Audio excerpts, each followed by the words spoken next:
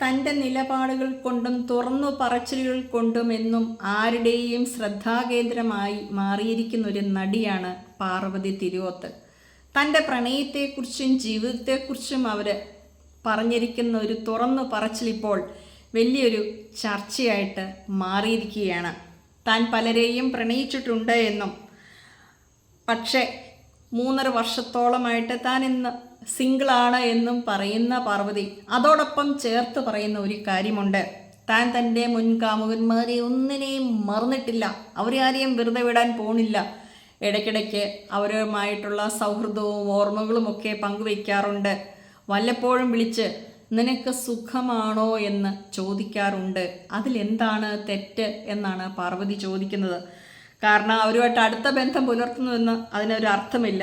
പക്ഷേ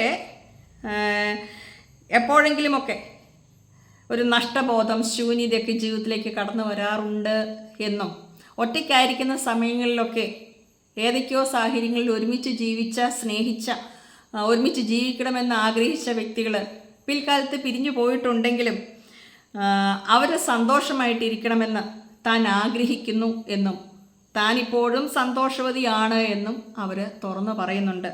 ചിലപ്പോഴൊക്കെ ഒറ്റപ്പെടൽ വല്ലാതെ അനുഭവിക്കാറുണ്ട്. കെട്ടിപ്പിടിക്കാൻ തോന്നുന്ന ദിവസങ്ങളുണ്ട്. മനുഷ്യരുടെ സ്പർശനമില്ലാതെ കടന്നു പോകുന്ന ദിവസങ്ങൾ അന്യായമാണ്. ആ ഒറ്റപ്പെടലും വേദനയുമൊക്കെ അനുഭവിക്കുക, കടന്നു പോവുക അത്ര ലളിതമല്ല എന്ന സത്യസന്ധമായ ഒരു നിരീക്ഷണമാണ് പാർവതി പറഞ്ഞിരിക്കുന്നത്. സിനിമാ രംഗത്ത് അവർ ടെക്നീഷ്യൻസിനെ ഡേറ്റ് ചെയ്തിട്ടുണ്ട്. പക്ഷെ നടന്മാരുമായിട്ടോ സംവിധായകന്മാരുമായിട്ടൊക്കെ ആയിട്ട് ആരുമായിട്ടും റിലേഷൻഷിപ്പൊന്നും ഉണ്ടാക്കിയിട്ടില്ല. പല ബന്ധങ്ങളും പ്ലാൻ ചെയ്തൊന്നും ഉണ്ടായതല്ല. സിനിമയെക്കുറിച്ച് മനസ്സിലാക്കുന്ന ഒരാൾ ഒരു സുഹൃത്തായിട്ടോ കാമുകനായിട്ടോ ഒരു അടുപ്പക്കാരനായിട്ട് വരുന്ന വളരെ നല്ല കാര്യമാണെന്നും അവർക്ക് ജോലിയെക്കുറിച്ച് കൃത്യമായിട്ട് മനസ്സിലാക്കാൻ കഴിയും, അങ്ങനെ വിഷമങ്ങളൊക്കെ ഷെയർ ചെയ്യാൻ കഴിയും എന്നൊക്കെയാണ് പുള്ളിക്കാരി പറയുന്നത്. പക്ഷേ 3.5 വർഷമായിട്ട് താൻ സിംഗിളാണെന്ന് പറയുന്ന ഒപ്പം തന്നെ അവർ പറയുന്നുണ്ട് കുറച്ചു കാലം, അതായത് ഒരു 4 മാസം മുന്നേ അവരുടെ സുഹൃത്തുക്കളെക്കുറിച്ച് ഡേറ്റിംഗ് ആപ്പുകളൊക്കെ പാർവതിക്ക് പരിചയപ്പെടുത്തി. പക്ഷേ ആളുകളെ ഷോപ്പ് ചെയ്യുന്നത് വളരെ വിചിത്രമായ ഒരു കാര്യമായിട്ടാണ് തനിക്ക് തോന്നുന്നതെന്ന് പറയുന്നു. ഫ്രാൻസിൽ വെച്ച് ടിൻഡറിൽ എൻ്റെ പ്രൊഫൈൽ പിക്ചർ വെച്ചു, എൻ്റെ സുഹൃത്തും ഉണ്ടായിരുന്നൊപ്പം. ഇവിടെ വെച്ച് നിന്നെ ആരും തിരിച്ചറിയില്ലെന്ന് അവൾ പറഞ്ഞു. ഒരുപാട് മുഖങ്ങൾ ഞാൻ അവിടെ കണ്ടു. പക്ഷേ പെട്ടെന്ന് തന്നെ താൻ ടിൻഡർ ഉപേക്ഷിച്ചു. പിന്നീട് ബംബിൾ, റായ തുടങ്ങിയ ഡേറ്റിംഗ് ആപ്പുകൾ വന്നു. ഡേറ്റിംഗ് ആപ്പുകളിലുണ്ട്. ചിലപ്പോഴൊക്കെ ഒന്നിട്ട് ടൈം പാസിനായിട്ട് കയറി നോക്കും. പക്ഷേ മിക്കവാറും അക്കൗണ്ട് സസ്പെൻഡ് വയ്ക്കും. ചിലരുടെ ബയോ വായിച്ചാൽ കഥ എഴുതാൻ തോന്നും എന്നൊക്കെയാണ് ഇത്തരത്തിലുള്ള ആപ്പുകളെക്കുറിച്ച് പാർവതി പറയുന്നത്. ചിലപ്പോഴും ഞാൻ ആരും താഴ്ത്തിക്കെട്ടി പറയുകയൊന്നും അല്ലെന്നും ചിലപ്പോഴും ഞാനും അങ്ങനെ ബയോ ഒക്കെ വെക്കാറുണ്ട്. ഇപ്പോഴത്തെ റിയാലിറ്റി ഇതാണ്. എനിക്ക് പഴയ രീതിയിൽ ഒരാളെ കാണുക, ഇഷ്ടപ്പെടുക, നേരിട്ട് കണ്ണുകൾ കൊണ്ട് സംസാരിക്കുക, കാണുമ്പോഴുള്ള ആവേശം അനുഭവിക്കുക, അതൊക്കെയാണ് തനിക്ക് ഇഷ്ടം.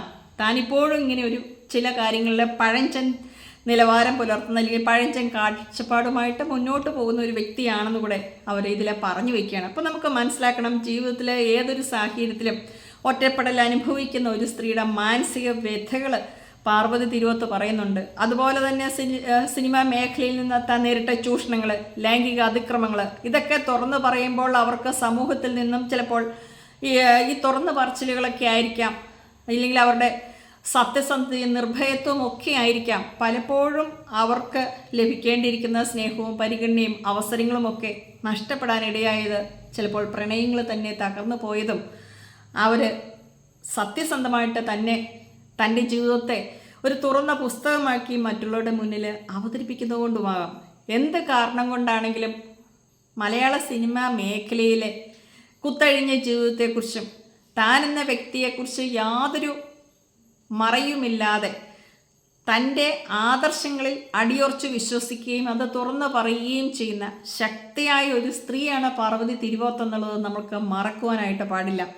കഴിഞ്ഞ ദിവസങ്ങളിൽ ഭാഗ്യലക്ഷ്മിക്കുമായിട്ട് ചില ഉടക്കുകളുണ്ടായി, ഇതൊക്കെ നമ്മൾ കണ്ടിട്ടുണ്ട്. പക്ഷേ എപ്പോഴും നമ്മൾ മനസ്സിലാക്കേണ്ട കാര്യം, കപടമുഖവുമായിട്ട് അല്ലെങ്കിൽ ഓരോ ദിവസവും ഓരോ ആശയവുമായിട്ട് മുന്നോട്ട് വന്ന് പലരും പരാജയപ്പെടുത്താൻ നോക്കുന്ന ഒരു സംഘടനയിൽ ഇന്നും തുടക്കം മുതൽ ഇന്നും എന്തൊക്കെ നഷ്ടങ്ങൾ നേരിട്ടാലും, എന്തൊക്കെ പീഡനങ്ങൾ നേരിട്ടാലും, ഏതൊക്കെ തരത്തിൽ അവഗണിക്കപ്പെട്ടാലും, അവസരങ്ങൾ നഷ്ടപ്പെട്ടാലും തനിക്ക് സംഭവിച്ചതിലേക്ക് തങ്ങളുടെ സർക്കിളിൽ പല സ്ത്രീകൾക്ക് സംഭവിച്ചത് ഇനി ഒരാൾക്കൂടെ സംഭവിക്കരുത് എന്ന നിർബന്ധ ബുദ്ധിയോടെ എല്ലായിടത്തും വെട്ടിത്തുറന്ന് പറഞ്ഞ് ആ മാനസിക വ്യഥകളൊക്കെ ഏറ്റെടുത്ത് സ്വയം ഒറ്റപ്പെടൽ അനുഭവിക്കുന്ന പ്രണയ നിരാസത്തിൻ്റെ ഉടമയായിട്ട് മാറിയ, എന്നാൽ ഒരു പ്രണയത്തിന് വേണ്ടി കൊതിക്കുന്ന ശരീരവും മനസ്സുമായിട്ട് കാത്തിരിക്കുന്ന പാർവതിയുടെ വാക്കുകൾ നമുക്ക് അവരോടുള്ള ബഹുമാനം കൂട്ടുകയുള്ളൂ.